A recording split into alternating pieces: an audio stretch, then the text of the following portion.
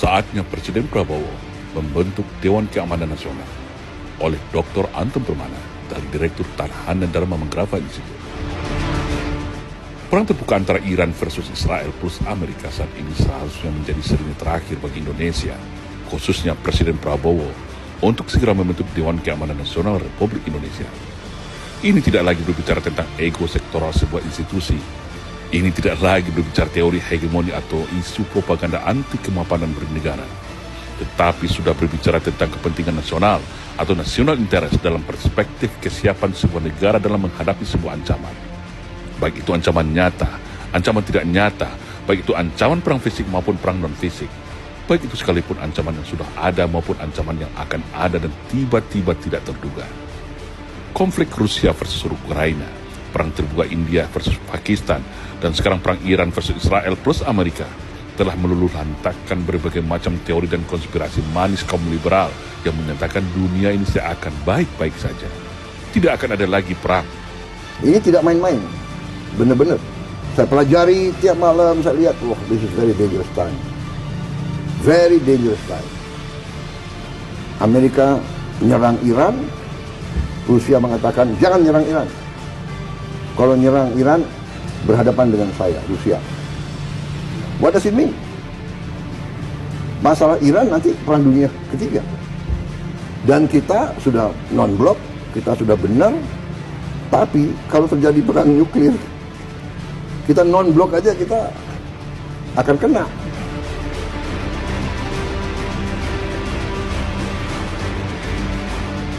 Setidaknya, doktrin militer civis pacem parabellum, atau jika kamu menginginkan perdamaian, bersiaplah untuk berperang, masih sangat relevan untuk saat ini.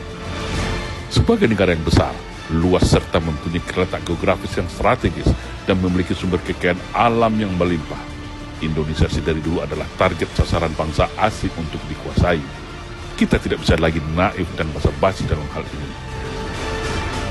Dan pertanyaan sederhana yang paling banyak berseliweran di jagat sosial media saat ini, bercermin dari perang terbuka antara Iran dan versus Israel adalah, coba bayangkan apabila negara kita tiba-tiba diserang, dihujani rudal balistik hipersonik dan gempuran pesawat-pesawat tempur pembom siluman yang menembakkan rudal presisinya ke jantung ibu kota, Istana Merdeka Presiden, kilang minyak Pertamina, bandara, serta instalasi-instalasi strategis lain. Apakah militer kita sudah mempunyai kemampuan sistem pertahanan untuk menangkis semua itu? Nah, kalau berbicara ancaman perang fisik terbuka, berarti kita tidak bisa lagi lepas dari kemampuan alutsista, kemampuan gelar kekuatan, sumber logistik amunisi, kemandirian teknologi, dukungan rakyat, diplomasi pertahanan luar negeri, kemampuan intelijen, serta keikutsertaan unsur-unsur sumber daya kekuatan nasional lainnya, baik sebagai unsur komponen utama, komponen cadangan, dan komponen pendukung. Begitu juga dalam tertib konsepsi ketatanegaraan kita. Kalau Kesekretariatan Negara berfungsi sebagai lembaga yang mengurus segala urusan presiden sebagai kepala negara, kalau Kesekretariatan Kabinet mengurus urusan presiden dalam hal sebagai kepala pemerintahan, lalu ketika ada terjadi eskalasi tinggi seperti ancaman perang, forum apa yang paling kompatibel, relevan, dan legitimate untuk merumuskan dan memutuskan setiap keputusan strategis itu? Yang jelas, dua lembaga di atas tidaklah cukup dan legitimate untuk melaksanakannya. Dan jawaban yang paling tepat untuk itu semua adalah, yaitu Dewan Keamanan Nasional, atau di luar negeri disebut dengan National Security Council. Kenapa harus Dewan Keamanan Nasional? Karena forum ini yang secara konsepsi keamanan nasional dapat menggabungkan seluruh unsur dan fungsi keamanan, fungsi ketahanan, pertahanan, intelijen, anggaran pemerintahan, legitimasi rakyat melalui DPR, serta diplomasi luar negeri.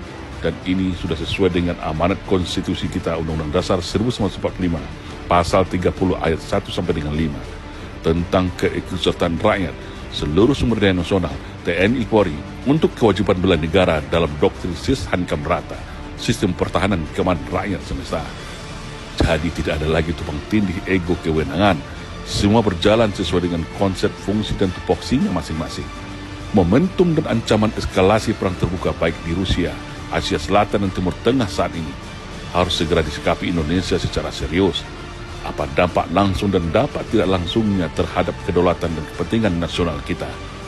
Karena Tidak ada satupun pihak yang bisa menjamin perang ini akan terus berlanjut atau berhenti, atau meluas.